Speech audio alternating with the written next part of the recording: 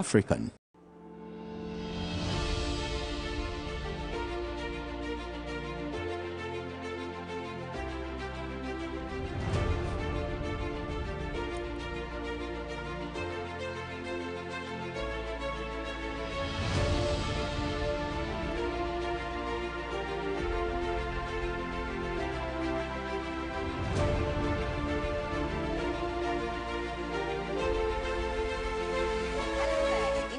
To the only show that brings you happiness in the world of diplomacy and international relations, Diplomatic Affairs. My name is Harriet Nartey. The show comes off every Saturday from 4:20 to 5:20 p.m. on Pan-African television. You can also watch us on our social media pages, YouTube and Facebook, wherever you find yourself in the world. It's another exciting day, and we are very, very happy to bring you all the stories that are trending in the world of diplomacy and international relations. First, let's go over all the stories, and then we will take a break and bring you all the details as well.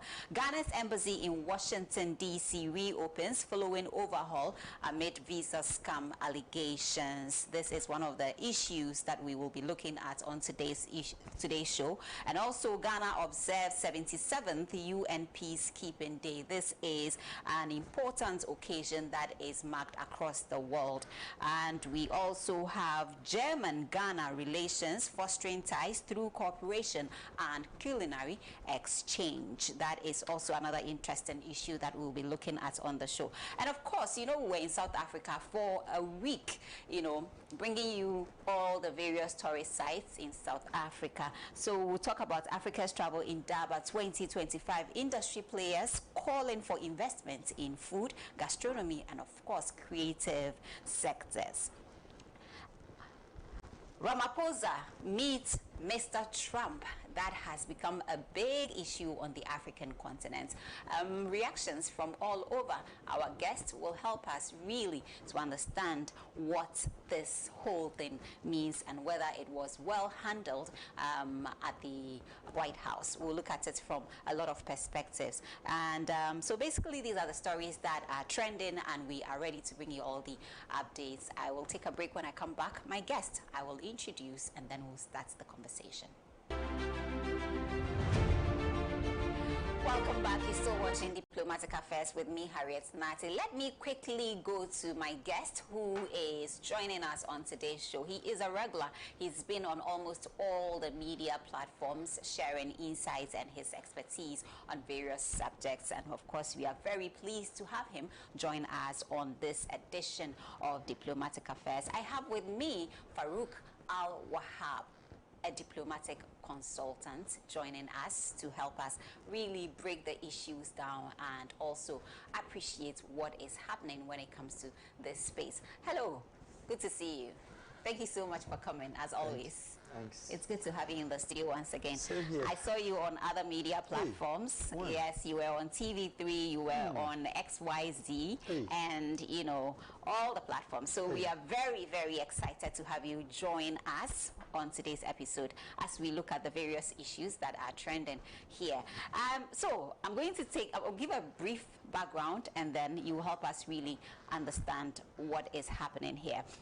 To begin with, Ghana's mission in Washington, D.C. reopens following overhaul amid visa scam allegations.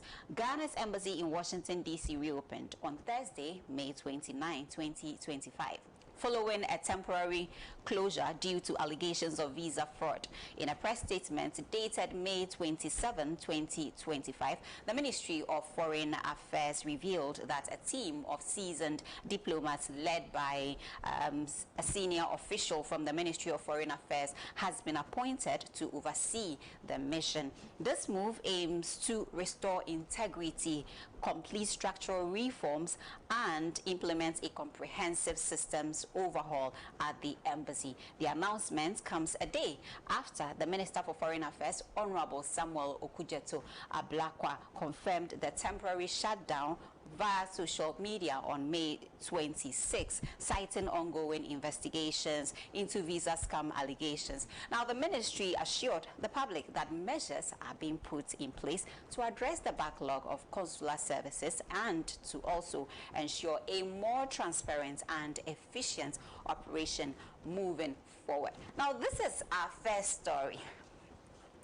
This story has drawn a lot of attention from, not just from, Ghana, but all over the world. I can confidently state that because I have personally received people sharing their opinions or views on this particular issue. First and foremost, breaking the news on social media has been of concern to a lot of people, especially industry players when it comes to diplomacy and international relations. Now, from where you sit, is that the right approach to handling things?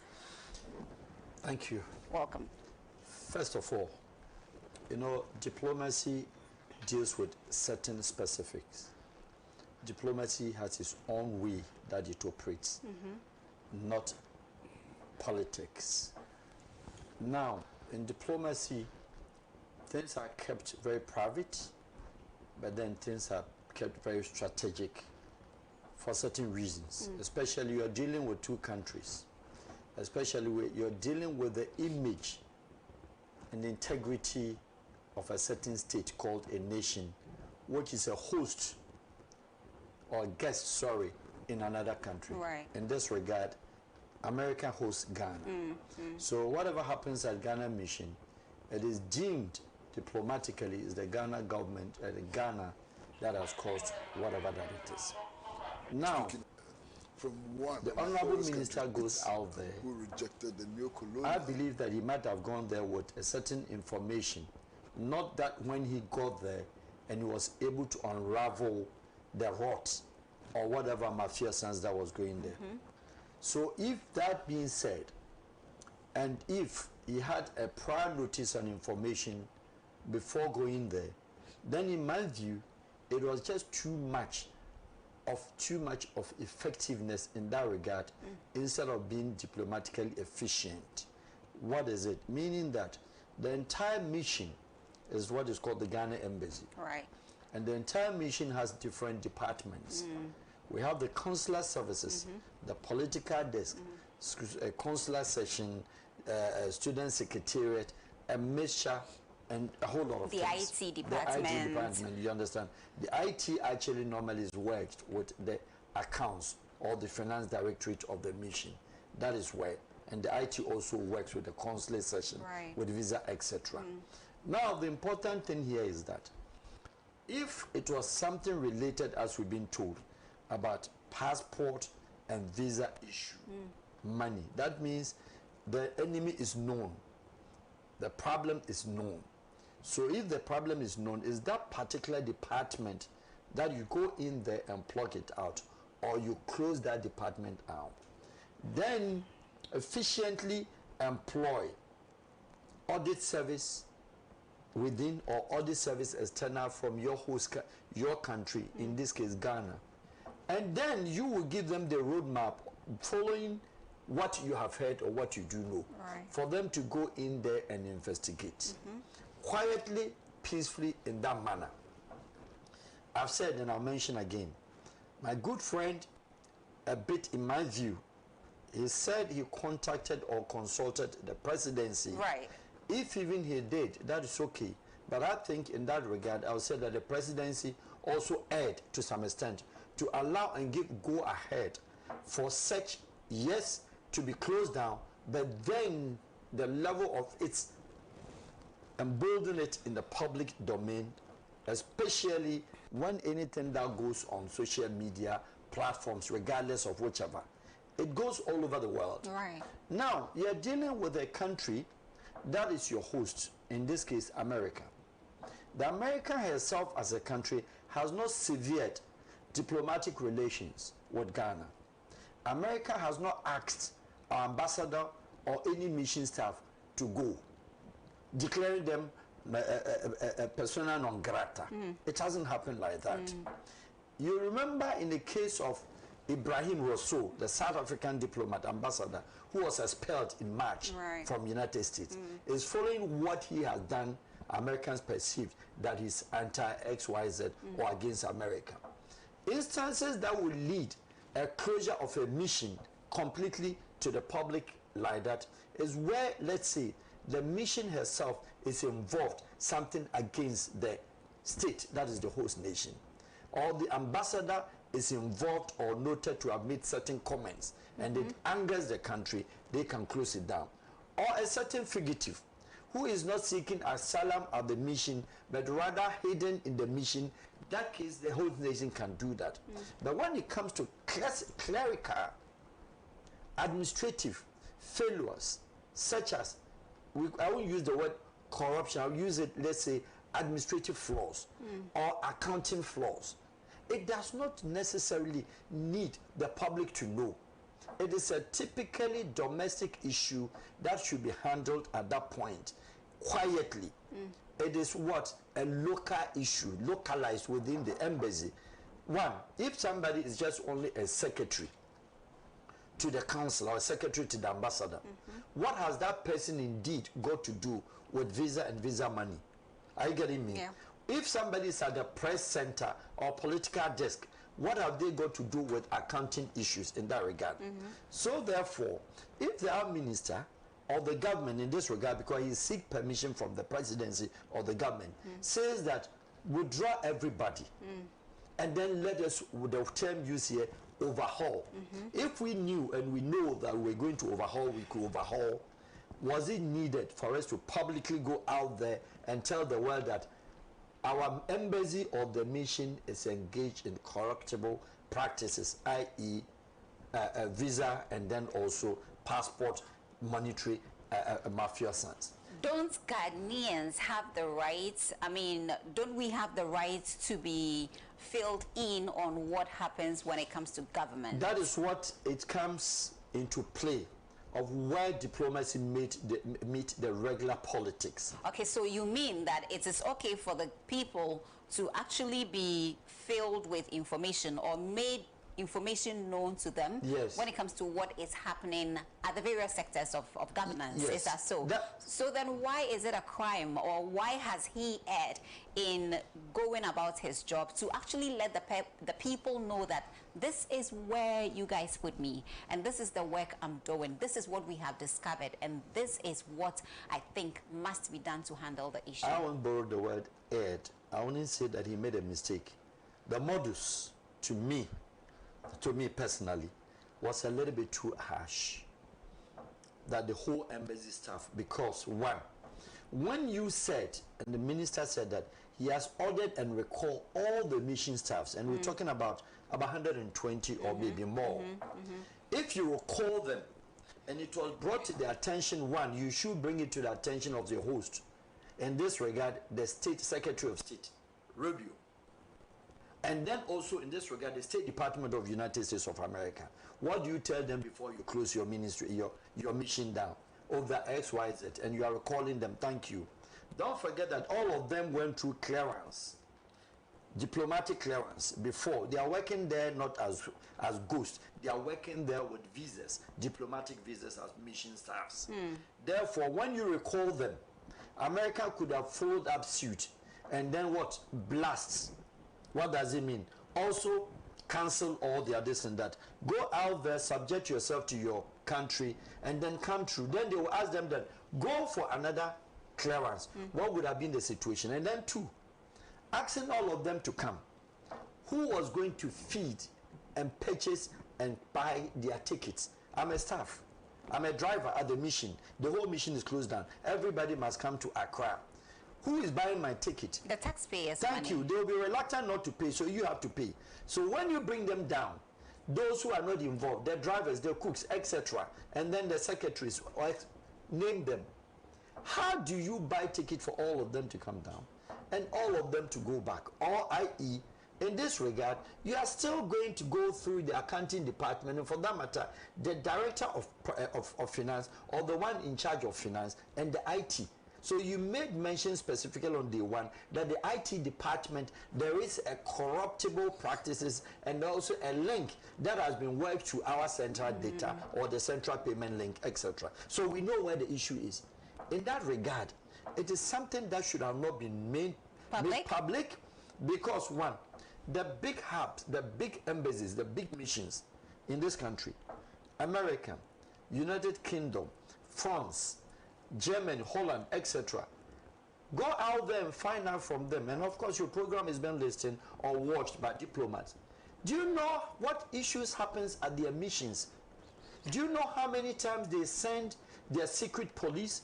In the case of America, CIA, FBI agents, and then the Scotland Yard coming to the British High Commission and France, etc. So this is not the first time something like this is happening. It happens all over. The France, it happens with the Chinese, it happens. It is something, you're dealing with human nature. You're dealing with human institutions. They are bad ones, they are rot ones. It does exist everywhere. The same thing that we have our political settings, our ministries, agencies, departments, is the same thing. They're human beings that are there. So these issues happen. Even with the big hubs that I've made mention, big diplomatic missions, yet at no given time that you will hear that the US or the, I'm just using a scenario, the UK embassy in Accra reports of a consular officer who is dealing in visa racketeering. You will never hear that. But they arrest them all the time here, and then also they cancel their listen. It is handled between them. It's only Ghana immigration that in most cases will know.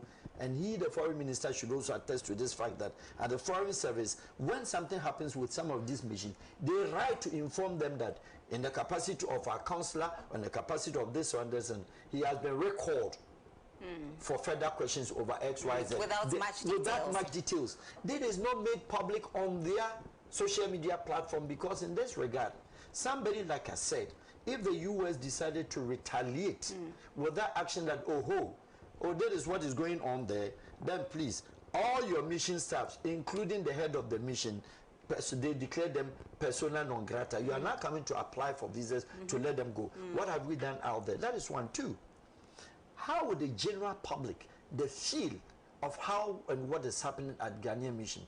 Yes, you have good intentions, but the good intentions, of course, as a foreign minister, is coming with them. But in this case, since 1957 that Ghana established as mission, from Kwame Nkrumah's time, this will be, or this is the time, if even it was shut down for 20 minutes, it is a record that a time came, Ghana shut the mission down. The word temporarily is here, is neither here nor there.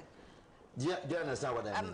Farouk, as we wrap up on this particular subject and move on to other subjects, may I ask, what are the implications of this?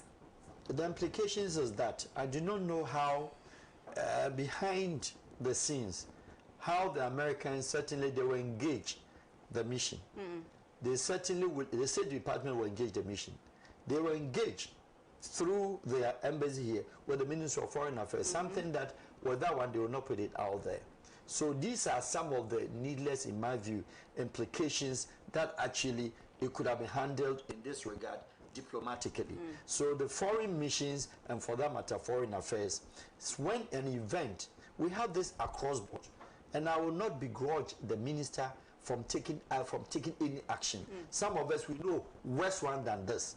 But then in working on such diplomatic lines, there's a particular standard and you have to tread cautiously in order not to exacerbate the issue and then throw the country, through the baby with the bad water. You don't do it like that. Diplomacy has a lot to affect and the country has a lot to pay for a certain price. And it will, because you know what, if next, some of the implications, that next time that you are bringing your officials, foreign officials, and the American embassy is sitting here, they will go through a very difficult and strict clearance. Who has caused this? It is our own because of case. Now they are going to ask you, have you been able to find those officials who were engaged in the corruptible practices? Are we going to declare them? And if we do, subject to the American FCPA law, Foreign Corrupt Practice Authority, American can even arrest them on the soil of America. These are some of the implications. But then fast forward, please, it is high time because they made mention of passport and they made mention of what? Visa. I'm beg and I plead to, I'm saying that we need embassy like Washington, embassy like UK, in London, France, Belgium, the bigger ones. You need the presence of immigration. It is quite worrying we don't have one single immigration officer who is there because the passport is foreign affairs, but the visa is Ghana immigration. How do they play in? And two, how such a mission hasn't got one single auditor?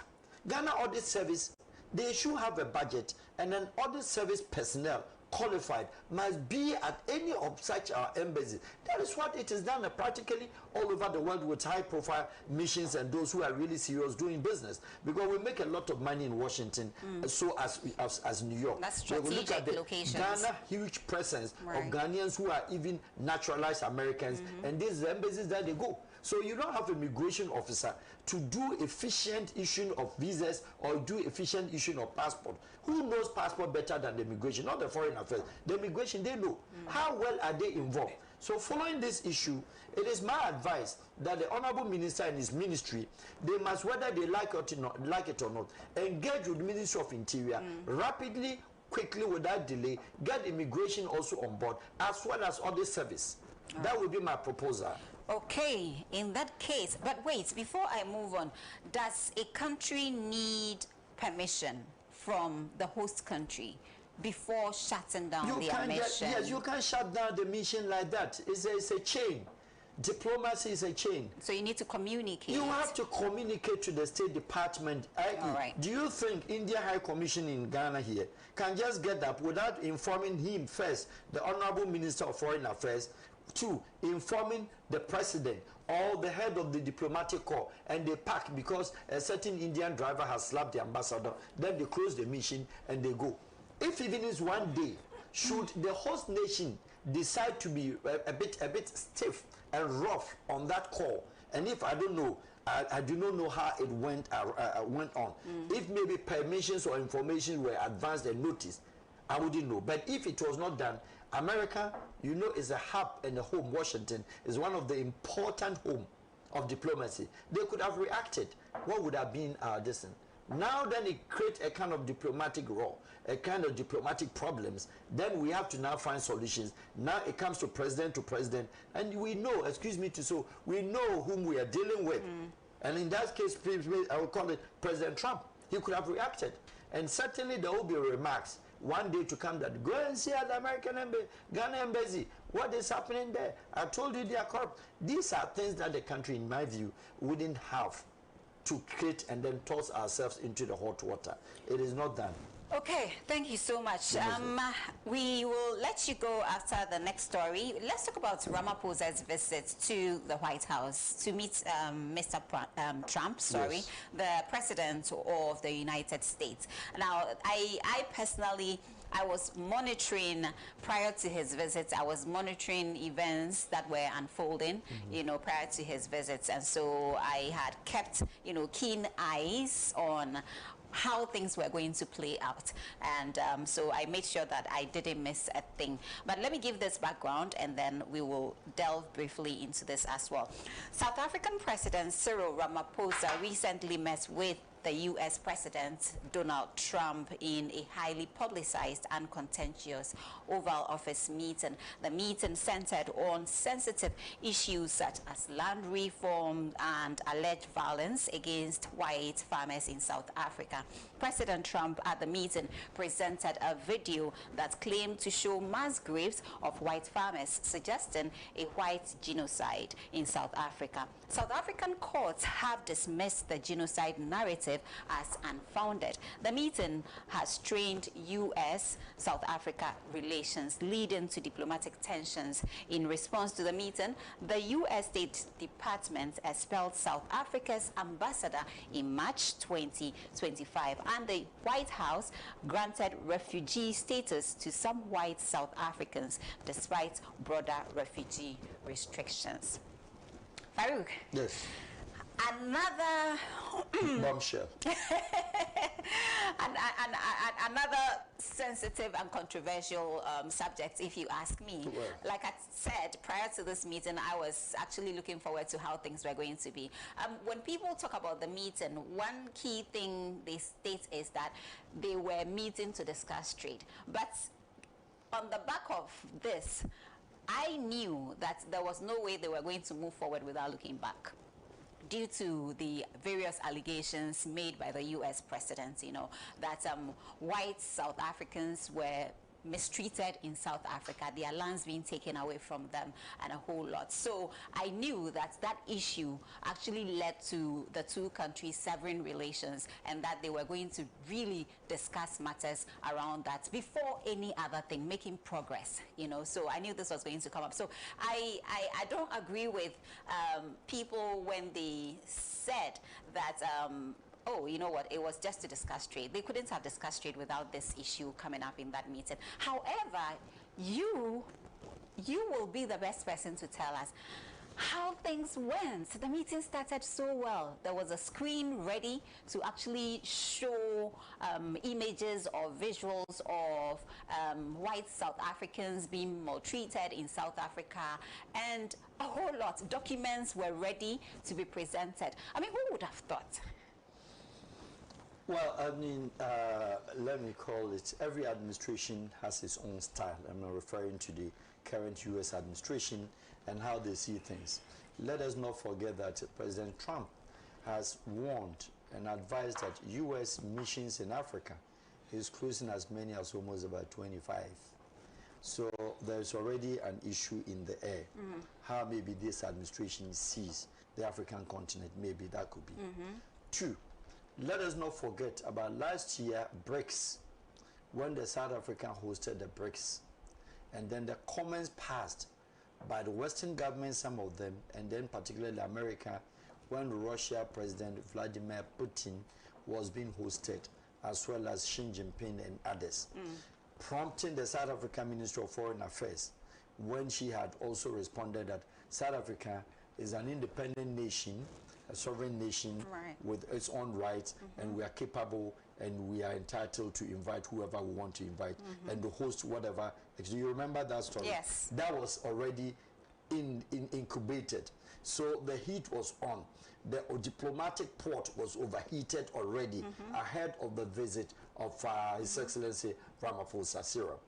But the issue here is that, one would have thought, especially in the case of when it is said that the white South Africans call it massacred, killed, etc.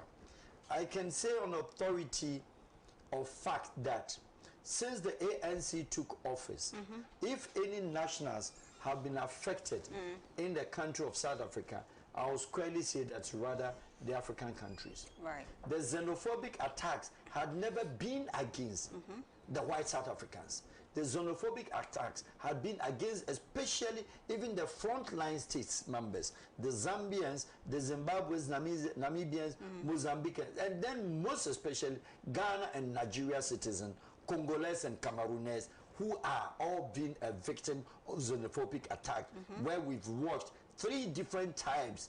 In Ramaphosa's time, we've experienced it. It's also Zuma, Thabo Mbeki, and Mandela not. So where and how have we noticed and seen that the white South Africans have been massacred, etc.? Not to the best of my knowledge, because South Africa is a place that are frequent there. Let us also not forget about the land issue that is being the contention here. The land issue, it is a fact that that South African issue is different from the Zimbabwean one. The Zimbabwe issue, you can say that there were already farms. The British were having farms, tea farms already, where Mugabe, with his issue at that time with Tony Blair, and then he started doing whatever that took place. But the South African one, it is a bit different. The lands are vast, and to some extent there is nothing on it. If you have the opportunity to drive, let's say from a place like Port Elizabeth, going to Port Alfred, you can cover about 400 kilometers and you virtually see no farms, but only farm distance. So in that issue, I don't really get it. that the South African farmers or the whites, they've been this, they've been that, fine. That is what maybe the US presidency or the Americans get to know it. But let us not forget something. The Africans, the South African whites, natively, where are they from? Citizenship one, you will say that they are more rooted closer to the Netherlands and the British more than the Americans. So I'm saying that if there was something or issue like that, the first country or the first point of call, because most of them are called it, they are Dutch natives, or you can call it they are British. Americans are not too much, if there is even any at all. And then the Indians are also more. Yeah. So I'm just a bit of surprise that during President Clinton's time, President Bush time, President Obama, and then those ones before them, Reagan and co, His Excellencies, all of them, we haven't seen and heard a situation where American government have been so keen in the South African whites, but not the Dutch, but not the British. Are you getting me? Yeah. Well, they would have made that noise because good number of them are still holding Dutch passport. Good number of them are still holding British passport, and they are South Africans at the same time. So I don't get the healthy balance of how it became a big issue at the White House. Notwithstanding, bilateral was what we thought. The American was warming herself up to South Africa because they are trying to make sure that some of the big wigs, because now the continent Africa have become like, let's say, a beautiful lady with a lot of resources, but to me I'll say that maybe with bad character to some extent, sorry. However, the world is interested in Africa now. African minerals have become very interested. The world politics, diversion of bilateral trade, economics, politics, all goes on, or the concentration on Africa is very high. Therefore, South African cannot be left out. If not they themselves and how they mishandled themselves to some extent. Economically, they were the strongest emerging markets in the 2000s. They were competing with countries like the emerging market of Brazil, Turkey, and then those before them, Korea and etc. That is how we saw South Africa coming out struggling for whichever reason they went down again. So there is a high need of course, America needs South Africa as also a partner, but then in this direction of diplomatic and granting refugee status, to me, I think it was a little bit also discomfort, uncomfortable, because countries in North America and Europe, we've seen when Germans, they've regretted bringing, sorry to say, the Syrians refugees that they granted. It never worked as they anticipated. Stephen Harper of Canada tried the same thing, and it has been a big and huge issue for the Canadians as we speak. So I don't know how America was going to benefit from this refugee status granted to white South Africans. And primarily, let us ask, how many of them voluntarily joined? How many of them? It was not something that they are in a rush because they are very comfortable in South Africa. So if it was a program that the whole South African whites has already been, put out there, we would have seen the shift and then the rush for that particular trip, because you open up not a particular racial segregated number of people or etc. He threw it out there for white South Africans, but how many of them have joined? Yeah. And moreover, we've been told that those even who went there, it has been established that they themselves were not farmers after all, because you have to go through interviewing processes, your background, vetting, etc. Good number of them were carpenters. Good number of them were normal. Didn't they do due diligence? How do you do due diligence? You open your door. No, you said that every South African who feels under threat. Oh, so everybody jumped in there. Jump in and come. You understand? So, whereas they need visa, of course, to go to South America, they were granted, let's say, there's a refugee status already in the air for them to join. But I'm saying that if the program was very successful, good number of them would have traveled and they would still be going. But they ended up, if not just one aircraft with few members or some few family members have gone there. Indeed, it suggests that those who went there are people who are already trying to go to America. And I will not be surprised that some of them have been refused. This was a fine opportunity for them to get go. into So the not US, necessarily. So you see. So you think America didn't do its homework very well? I think it was a little bit also in a bit of a rush, and then that particular visit and how Ramaphosa was addressed, especially bringing in the video of Malema also to show it was also to me not right in a way that across the world every government, if we had gone to show videos and comments made by American senators and governors over and against other African countries, if we were to play such videos to a visiting president of any of those countries, very unpleasant and bad taste. And it's bad taste. UK lower chamber and upper chamber. Some comments being passed out there, almost everywhere.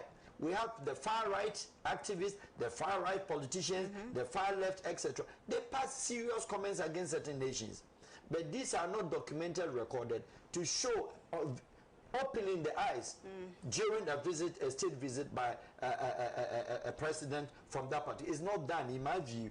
The more you do that, then South Africa can also deep down go into American Congress. They might get some of these videos. So in any time President Trump or any American president comes out there, they say this is what your congressman is saying, etc. Right. Politics is politics. We know that how Malema and how even with against Ramaphosa, we know his comments that is passed against Thabo Mbeki, Zuma and all that. So it is not anything new.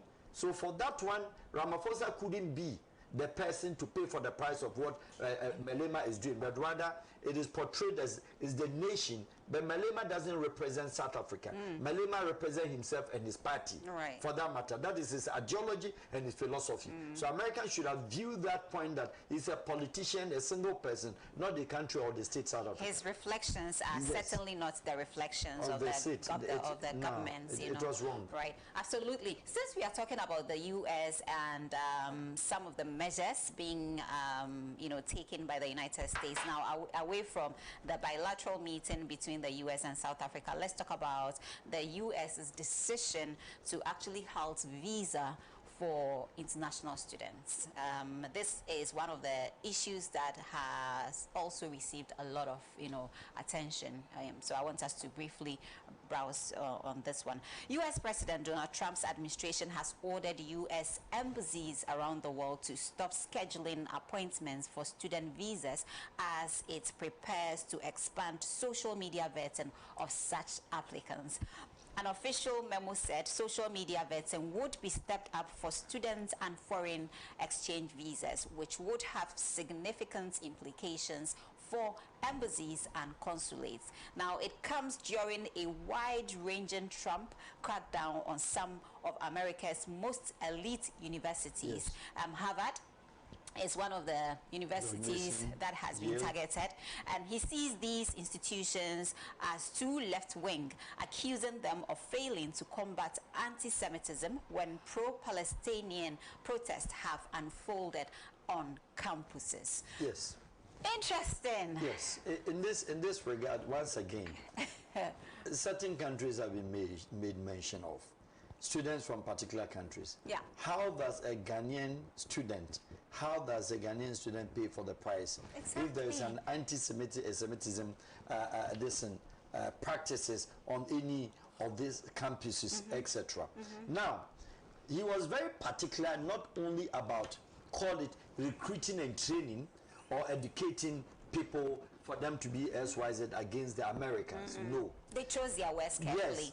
Yes. He was particularly also mentioning about huge monies that these schools have made one way or the other undeclared, and stating that Harvard, they made more than $5 billion within a short time frame from international students, and that one, in his view, taxes or proper IRA systems are not being gone decent, out of which was one of the major issues raised by his administration, and for that matter, Mr. Trump. And then he comes to say that, yes, apart from these huge monies that you are collecting, which Americans saw, most of these schools receives scholarships, etc., and then the government support and etc. Are you getting me? They didn't know that this is the money they are making in the darkness. And then the students now come, have a well-qualified training, etc. Now they turn around and hit with America, supporting, let's say, Israeli-Palestinian issue, and then maybe throwing or demonstrating or X, Y, and Z. But these are very normal with international students. American international students protested in the 90s, early 90s. In Singapore, American student, one student took a pen, was it a pen, a chalk, an object, and destroyed almost every lecturer's car on the campus of Singapore University. So with international students in any other country, just like even the local or the domestic students, students are students. School is school. Now, the embassies to monitor their social media platforms before granting them either interview or giving them student visa. What about me or you, a student who hasn't got any social media platform? On what basis are you going to also vet them? And indeed, not all of them are social media, they are powered by social media. Not all of them are involved in that. How many of them in most various countries in Africa do even have the data or the, you see the social media activeness, the effectiveness between normally Ghana, Nigeria, and some few countries on the continent. Not all of them. So if it is targeted at African students or worldwide, there are a lot of students of the world applying schools to go to the United States who do not have social media platform. So indeed, that one was used as what? You know, a decoy. But then the reality of the matter, in my view, is about those schools that he made mention. He was actually about the economics. I'm talking about the money of those of those schools that they are receiving from these international students. In other words, we'll frustrate them from coming. If we are frustrating them from coming, let's see how the school, how they will fare. Because he believes that, okay, Harvard, for instance, they've been having talk shows, they've been challenging some of his policies. The student union is very strong. The alma mater, they are very, very strong worldwide. So if they are against his administration, okay, I get it. Whatever that I'll do to suppress you and bring you down, I'll also do it. But then particularly, how many universities did he make mention? All the elite, he keep mentioning the word elite, but then as for Harvard, he made mention of Harvard. Are you getting me? Right. So in this regard, one would say that there's a target market there. The target is there. The enemy is known. You understand?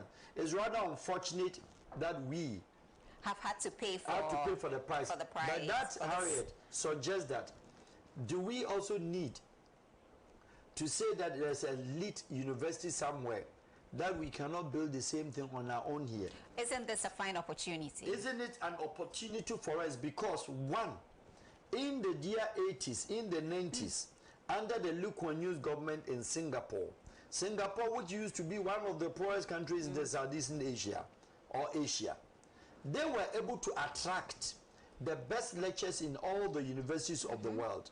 Whereas American lecturers from George Mason, Georgia Tech, Yale University, Harvard, name them, Columbia, all their lecturers went to Singapore. For what? For attractive salary which they couldn't earn in America.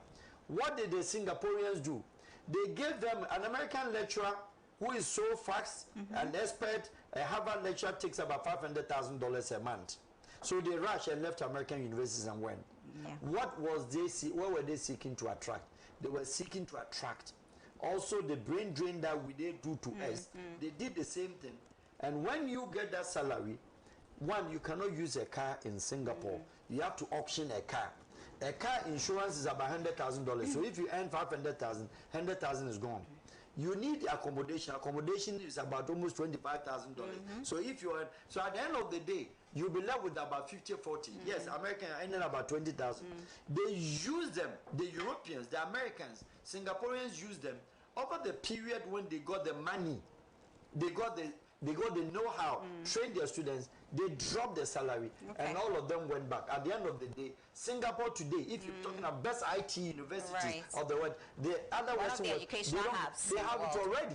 So these are some of the things in one bad directive happens to give an opportunity, and for that matter, we have also good universities. It's only our curriculum that is bad that we have to overhaul and change.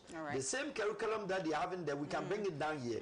Not to model it, and then make sure that Ghana We have fine universities. We do. But what do we come out with? We come out with only certificates without any profession. So don't take me to school. Rather educate me and professionalize me rather than give me a certificate. So we should take advantage of the situation. We should indeed take advantage. Well, I can tell you for a fact that I have been monitoring the various news platforms, and certainly the European Union and some Asian countries like China have already started, you know, introducing measures that would attract foreign students into their territories. And I think we should also do same here. Well, okay then, so away from that, let's talk about Ghana. And I'm just going to give you this story. Ghana observes 77th UN Peacekeeping Day. United Nations peacekeeping represents humanity's collective commitment to prevent and limit armed conflict, sustain peace, as well as address evolving threats to global peace and security. Ghana observed the 77th Peacekeeping flag raising and wreath laying ceremony under the theme, The Future of Peacekeeping, Strengthening Partnership and Multilateralism in Ghana and Beyond. This year's observation witnessed a clarion call on governments to invest in strengthening partnerships and also multilateralism to meet the challenges of peacekeeping.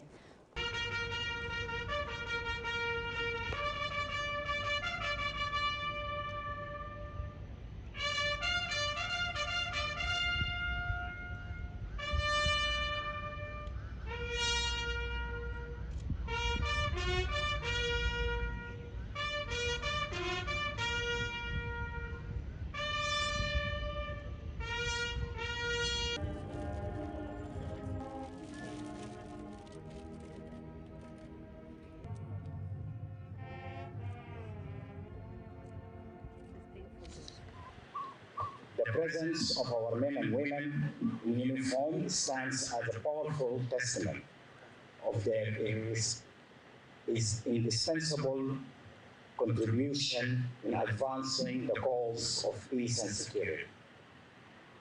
For nearly 80 years, United Nations peacekeepers have made tangible impact on lives of communities they serve.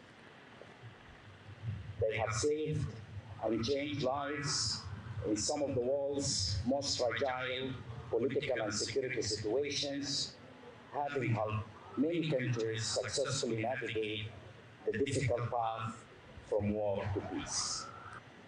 In a world of evolving security threats, from cyber attacks to climate-driven conflicts and terrorism, bearing the responsibility of peace alone is a herculean task. Yet, the future demands more than presence and strength of peacekeepers. It calls for action and intentionality. Building lasting partnership with others inside and outside the UN system is essential to respond effectively to collective challenges. Peacekeeping operations often face inadequate funding, unclear mandates, and political constraints that hinder their effectiveness. In an increasingly complex environment, it rests on our individual and collective commitment to strengthen peacekeeping partnerships. Here, Ghana recognizes the importance of deepening collaboration between the UN and regional organizations such as the African Union. This requires strengthening and empowering such regional organizations to play their vital roles in the maintenance of international peace and security in today's complex world, in line with the UN Charter. We consider that while significant progress has already been made in building a strong AU-UN partnership, these efforts can further be enhanced, leveraging the Security Council's Framework Resolution 2719 of 2023, which Ghana is happy to be associated with. It is important that by our actions or inactions, we do not roll back this resolution's vital objectives, which represent an important advancement in ensuring complementarity of efforts between the UN and the AU in tackling today's complex peacekeeping challenge? Well, in 2024, a total of 54 peacekeepers, including 2 Ghanaians, died in their line of duty. May their souls rest in perfect peace. Okay, so away from that, since we are back home now, let's do Germany and Ghana relations, and we'll talk about culinary diplomacy. Some of us are food enthusiasts, so when there is an event like that, we ensure that we show up. Now, let's talk about Germany and Ghana relations, fostering ties through cooperation and culinary exchange. Collaborations between Ghana and Germany are experiencing notable growth, particularly in the areas of trade and culinary diplomacy. The German embassy in Ghana, under the leadership of Ambassador Daniel Krall, has launched a unique culinary initiative aimed at bridging Ghanaian and German cultures. This initiative brings together 2 chefs, one from Ghana and one from Germany, to creatively explore the flavors of both countries. Through this collaboration, the project promotes cultural exchange that goes beyond traditional development and cooperation frameworks. By blending culinary traditions, the initiative strengthens people-to-people connections and also deepens mutual understanding between the 2 nations. I had the opportunity to briefly interact with the German ambassador, and of course the chefs, the 2 chefs. Yes, one is from the northern part of this country who resides in Germany, and the other is a German native. So I had the opportunity to speak with them. Let's take you to that place. With a world that has gone so cold, obviously all countries are looking at ways of bringing people together. Multilateralism is one of the key ways of bringing the world together. Food, soccer, or sports, these are some of the universal tools when it comes to bridging nations, bringing people together. In this case, our focus is going to be on food, and we'll be talking about culinary diplomacy or food gastronomy. I don't know, however you want to call it. But I have the experts here with me, and we are focusing on Germany's approach to bringing the world together, starting with Ghana. So there's going to be food fusion when it comes to Ghana and Germany. We are looking at using this approach to bring the people together and foster relations in all aspects. I'm excited. Anything that has to do with food obviously excites me. Food enthusiasts like myself, we are very much excited. This is the most interesting aspect of this initiative. It's going to be a fusion of Ghanaian dishes and German dishes. That's why I said that food is one of the key ways of bringing people together. We forget about our differences. We sit at the table and then we jaw and we find ways to taking care of the issues. Welcome to Diplomatic Affairs, the only show that brings you happenings in the world of diplomacy and international relations. My name is Harriet Nartey. I will allow my guests to introduce themselves, and then we'll start talking about food fusion, Germany and Ghana. Hi, welcome to Diplomatic Affairs. Hi, yeah, I'm Otto Pfeiffer, and I'm a chef in Germany, and the ambassador, the German ambassador, invites me to go to Ghana, and Esther too. We both traveled she from Hamburg and I from Berlin, directly to Ghana, and it's a pleasure for me to stay here and to learn about Ghana food and vegetables and all these things, so. Is this your first time in Ghana? This is my first time in Ghana, the second time in Africa. I've been in Gambia a long time ago, 25 years ago. And it's refreshing Africa, Absolutely. We are thrilled to have you here. This is your second home. My second home is Ghana, yeah, for sure. That's nice. And of course, you, how are you? Yeah, I'm fine. Good morning. Good morning. My name is Esther Mumuni. actually originally Ghanaian. I've been living in Germany for so many years now. I'm married to a German, so Germany is also my second home. I actually come from the north of Ghana. I really have always been into, actually I started with baking. Yeah, baking was my thing. I had a small business here in Accra, and I was just not baking anything. It was German, Ghanaian bakery. So I was doing a lot of German stuff, and of course incorporating Ghanaian ingredients into my baking. That's how this whole thing started. And when I went back to Germany 2023, I realized, okay, we could still do more. And that's how it started with all this, you know, fusion thing. In Germany, I mean, I live in Hamburg. There are lots of Ghanaians, and everybody wants, of course, eat Ghanaian food, but we don't get all the ingredients. So it's always to see how we can incorporate German ingredients into the Ghanaian food, and that's how this whole thing started. So yeah. Right. This is a brilliant initiative by the Embassy of Germany here in Ghana, His Excellency Daniel Kroll. Now, you will be bringing all the ingredients from Germany to the table, and you will also be bringing all the ingredients from Ghana to the table. Let's talk about this food fusion idea. What are the kinds of dishes we are looking at? Yeah, especially, you know, for this white melon, not powder, I think it's a powder, I don't know, you know, and to make it, yeah, like tofu, you know. That was fantastic for me, you know, to eat, and you know the name, it's from the north, and it's from Tamale. I mean, Ghanaians know it more as agushi, you know, the white, exactly, agushi, exactly. Agushi was fantastic, you know, without soya and things like this, you know, nearly a different kind of, not taste, but tasty, but not as tofu. So yeah, I thought, you know, for all these vegetarians and vegan people, you know, so this is a product, you know, they have to choose. Wow. Let's talk to you. What are the dishes as well? From the German side, I'm learning one or two dishes, and from you, I may be familiar with some of the things that would come up. Yeah. So we would have, as a starter, we would have two different types of breads. So a German typical bread with a sourdough, and a Ghanaian made bread with baobab. So we also have that sourness, but through our baobab.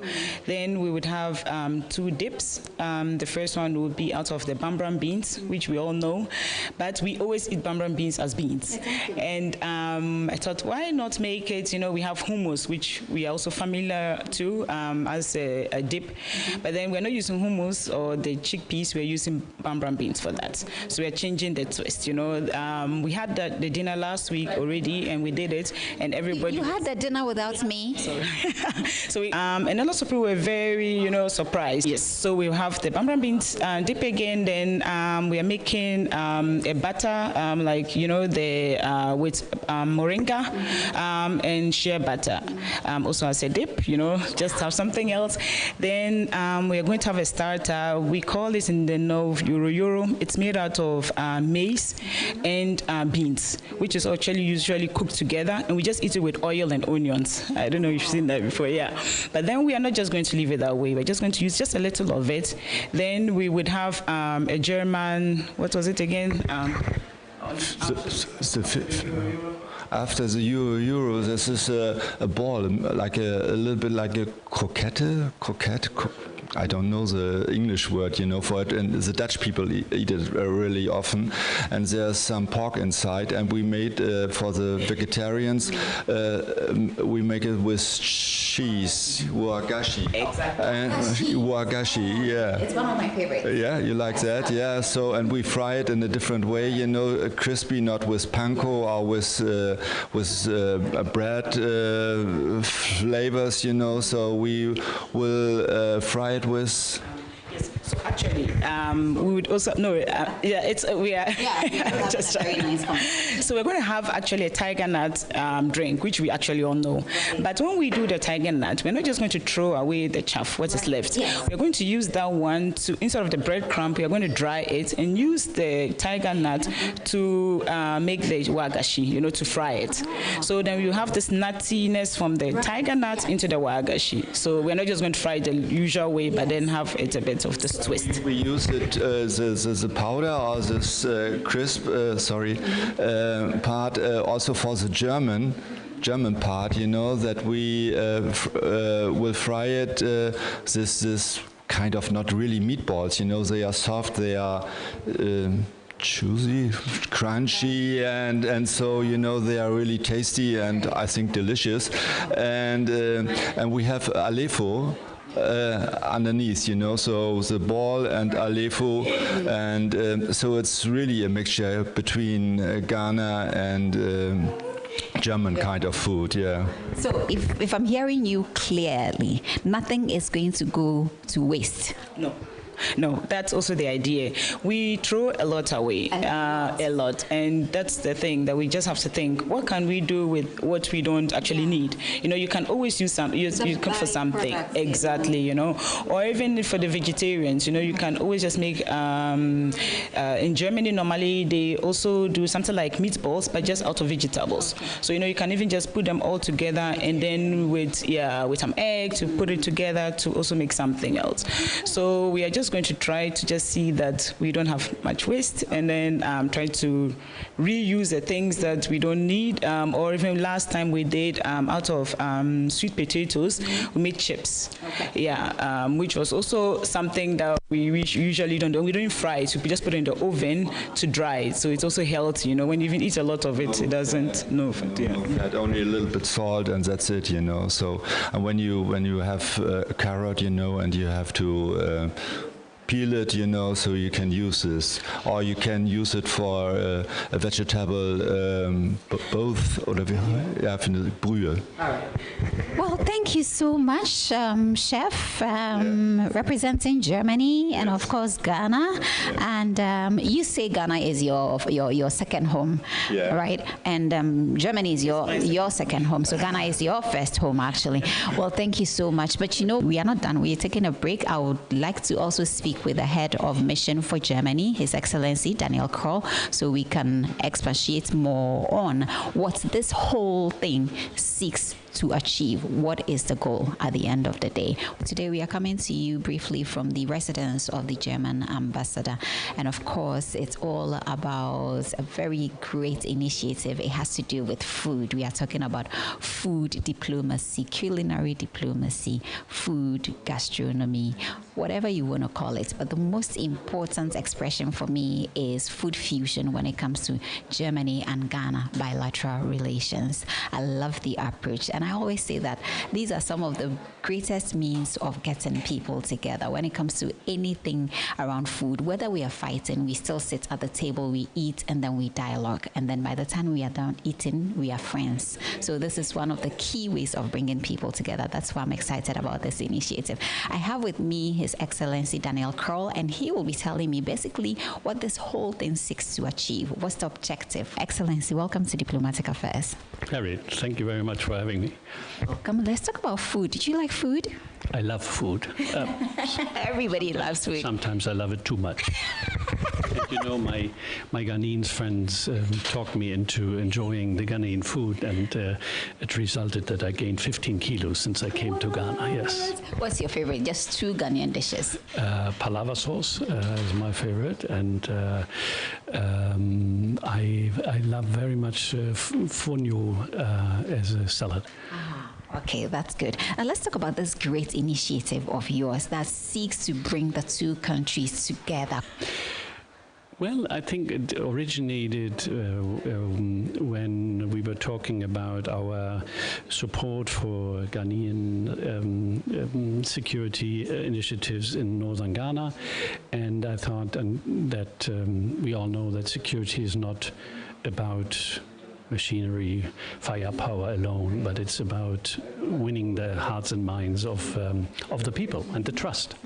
And so I thought, what is key or what is close to the hearts of my Ghanaian friends, and food comes to mind immediately. And so I thought maybe we can show our appreciation for the delights you find in Ghanaian cooking and in northern cooking, and special fruits, flavors, and ideas. And so that's where it originated. I wanted to show our respect and our appreciation for culinary culture in northern Ghana. And that's when I started to reach out to some chefs in Germany to get them excited about this idea. How sustainable is this initiative? Well, I believe it has a huge potential. I can sense that people who listen to the narrative are very, very excited. And we, as an embassy, we are not an implementing agency, but we can try to deliver proof of concept and get other people interested. And in my view, Ghana tries to attract more tourism, and food is an essential part of any tourism concept, and so that could be an interesting opportunity for Ghana to improve the marketing abroad through food and through food initiatives. And so I'm hopeful that some institutions, private business, would pick it up and scale it up. What will be the format? This is a food expo. What will be the format? Well, you could think of organize a food competition. You invite chefs to different big hotels who then compete, and you have a awards process that could be done. You could do it more on a street fair style, like I know it from my hometown Hamburg, where we have an African food festival. So you have different stands, and that is a more popular approach to it. You could organize cooking events in the villages and bring chefs from around the globe to cook with Ghanaians in Ghana. So there are many entry points. Thank you very much, Excellency. Final words?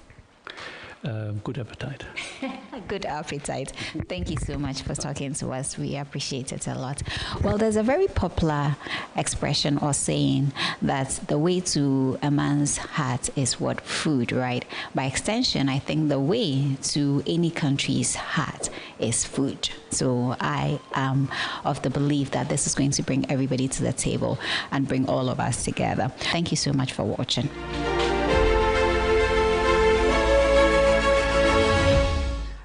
Now, this is one of the stories that I get so excited about whenever I have the opportunity to talk about our experience in South Africa, where the South African government took us to South Africa on the back of Africa's Travel in Durban 2025 edition, where we experienced and explored South African tourism, hospitality. It was amazing, and we've been running this on our show every Saturday. So in this series, we will be talking about investments in food, or using food to bring the African continent together. And of course, the creative arts industry needs to be boosted as well. This year's Africa's Travel in Durban, held in South Africa, brought together key players from across the continent's tourism and creative industries.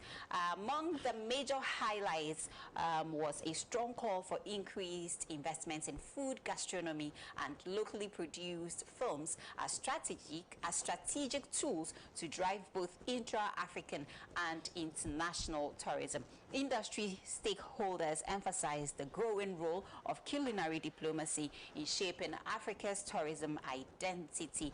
They noted that showcasing the continent's rich and diverse food cultures can not only attract global travelers, but also boost local economies and strengthen cultural pride. They further underscored the power of African cinema in telling authentic African stories, promoting cultural narratives, and positioning destinations through storytelling. It also highlighted the need for a more integrated approach, one that recognizes the synergy between food, film, tourism, as Africa continues to shape its narrative and position itself as a premier global destination.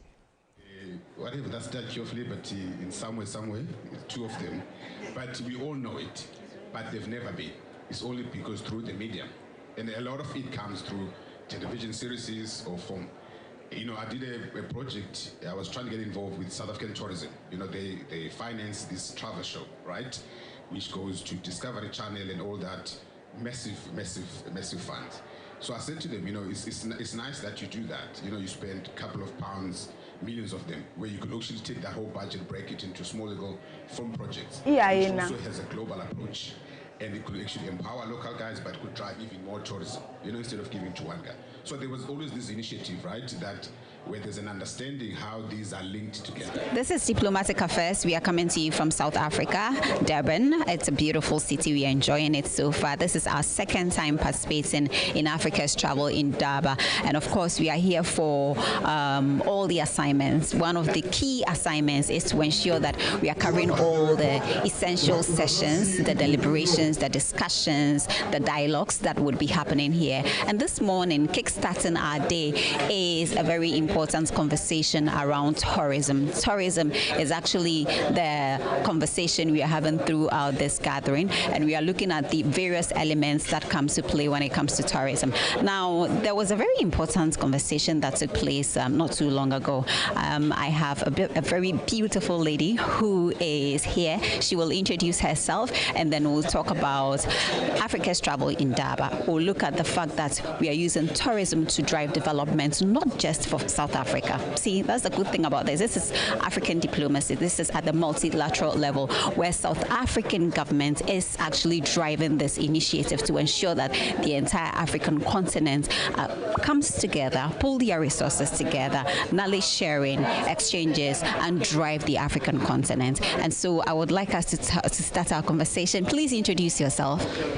My name is Pinky Hadebe, Head of Public Relations and Communications at the KwaZulu-Natal Tourism and Film Authority.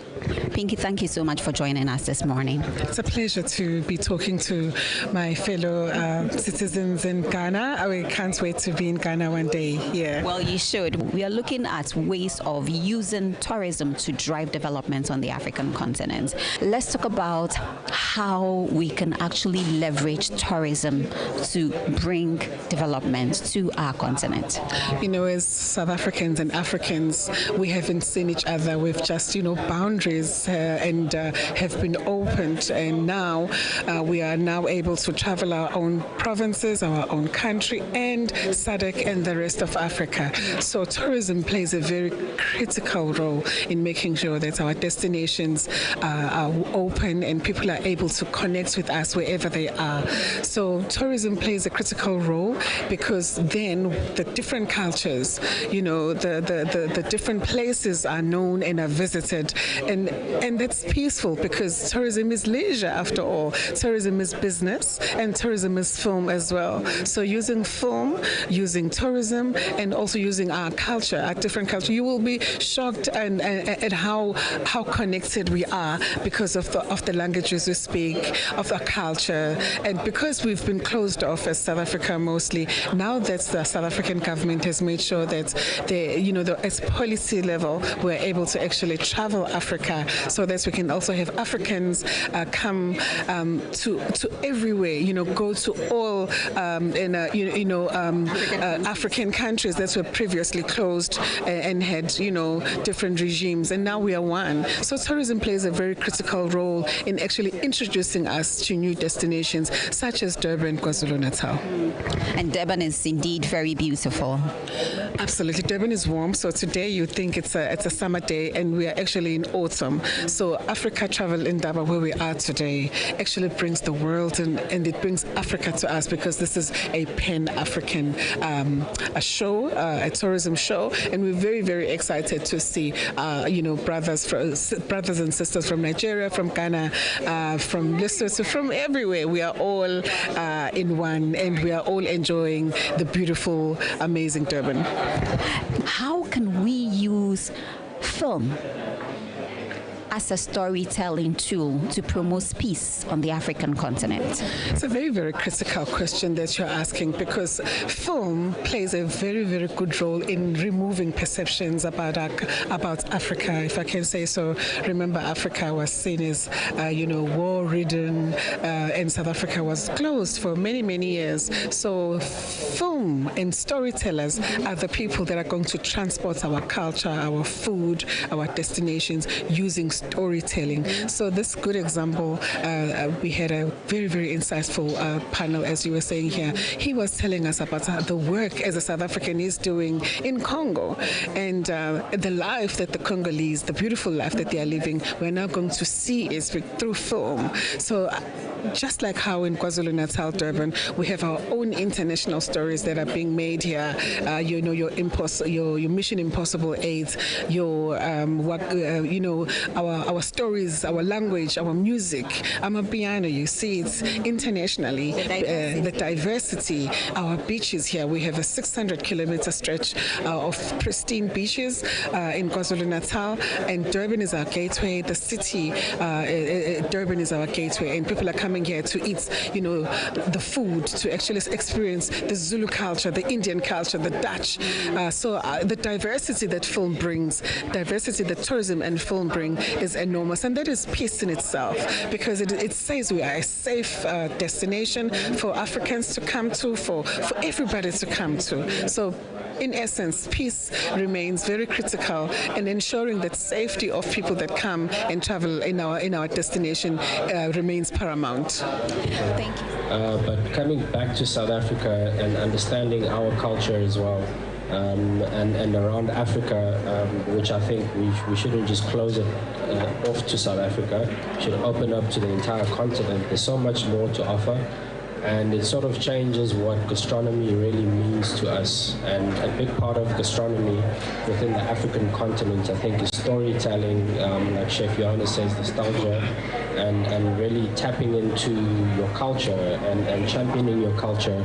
I think it's great that we have a lot of Italian restaurants, Japanese, French, but we would like to see more South African-based restaurants championing South African culture, championing South African heritage and indigenous ingredients as well. Hello there, welcome to Diplomatic Affairs. My name is Harriet Nartey. We are in South Africa. This is the only show that brings you happiness when it comes to everything around diplomacy and international relations. We are going to talk about African gastronomy, how we can feature African or local food when it comes to the international engagements, the platforms and all of it. How can we do it? Is it so difficult? Is it a very difficult task for us to push our identity through food at the global level? Yes, it's going to be difficult to start it, but every great thing is difficult. So we're up for the challenge.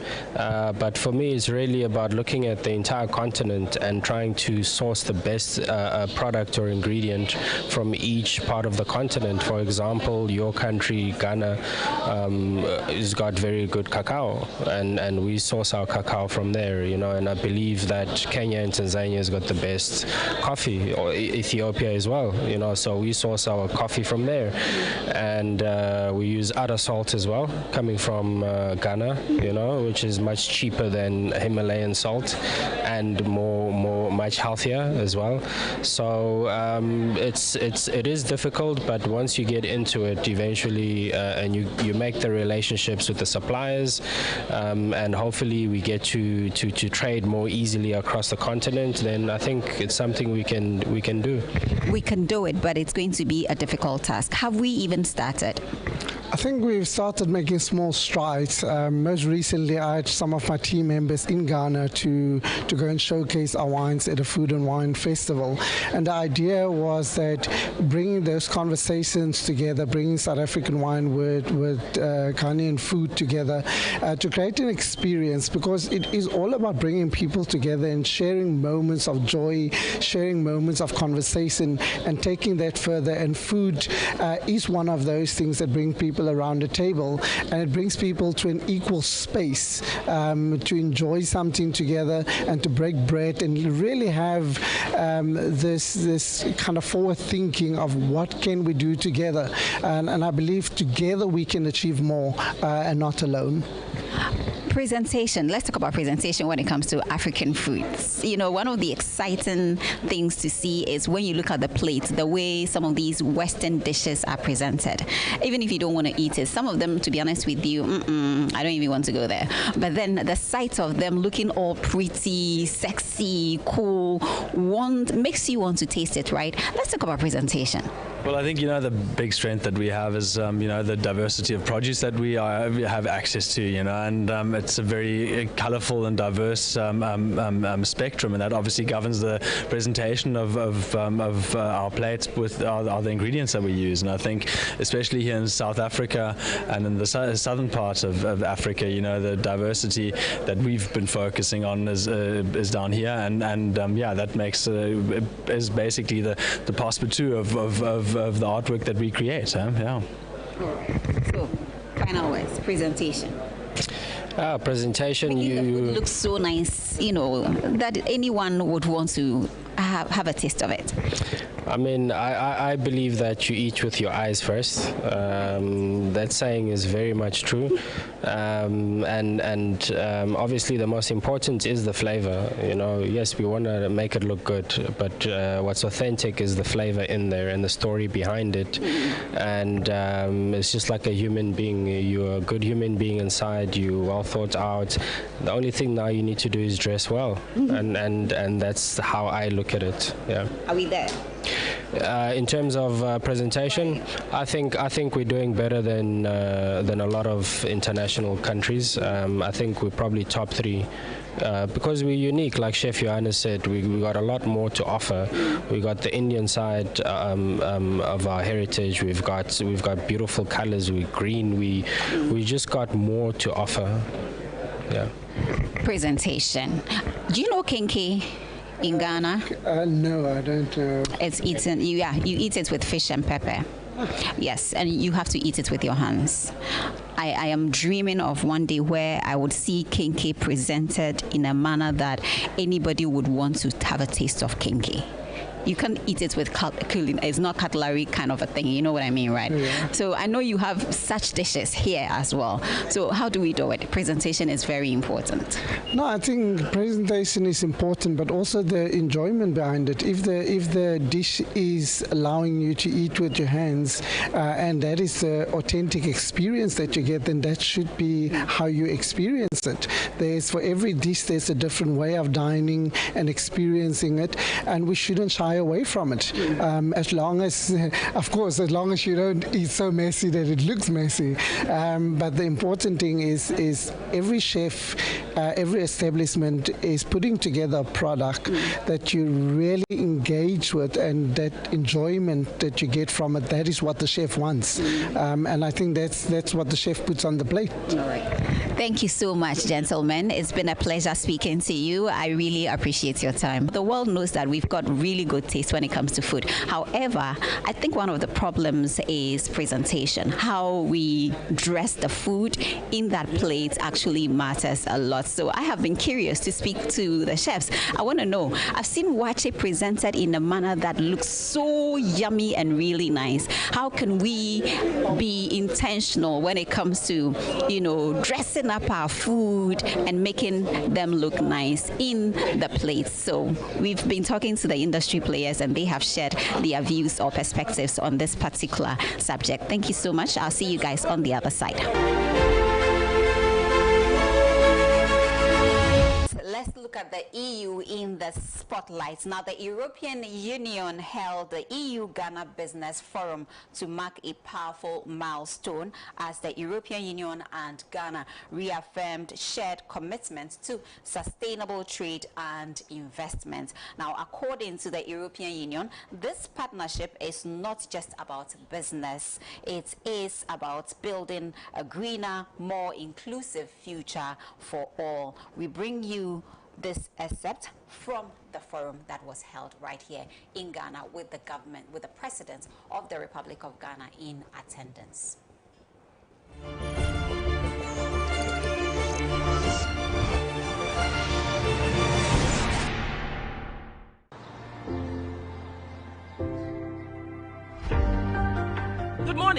and a very warm welcome to the 2025 Ghana-EU Business Forum.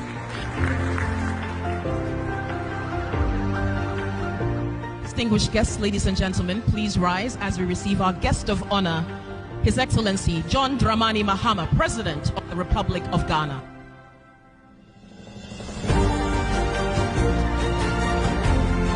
Ago.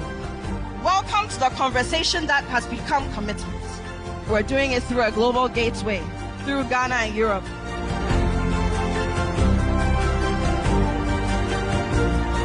The forum continues to represent the deepening of ties between Ghana and the EU, not just as political allies or development partners, but as genuine collaborators in the shared quest for inclusive economic transformation, sustainable industrialization, and mutual prosperity.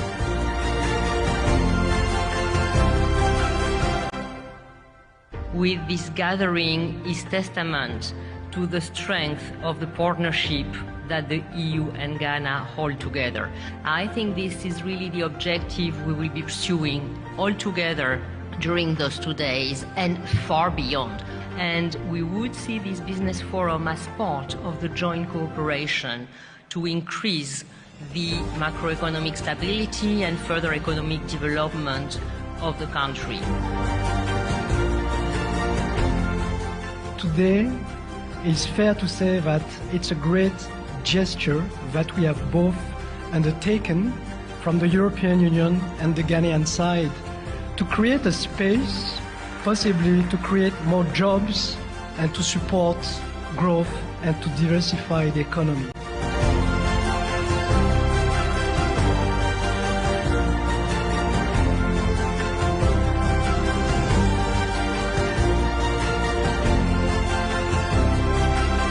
Thank you, thank you, thank you. It has been an intense, impactful, memorable 2 days, and we're so grateful that you've been part of the 2025 Ghana EU Business Forum.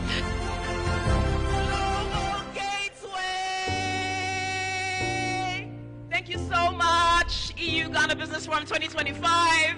We appreciate you so much. Thank you so much for joining us as always as we bring you the updates in the world of diplomacy and international relations. This is where we draw the curtain to today's production. Let me use this opportunity to once again appreciate our guest who joined us on the show, Farouk Al-Wahab, our international or diplomatic consultant. Thank you so much for joining us as always. It's been a pleasure having you in the studio with me. All right, so you can also watch the show on YouTube and Facebook, Diplomatic Affairs TV. Subscribe and follow for all the updates. Thank you so much for watching. My name is Harriet Nartey. See you. Have a nice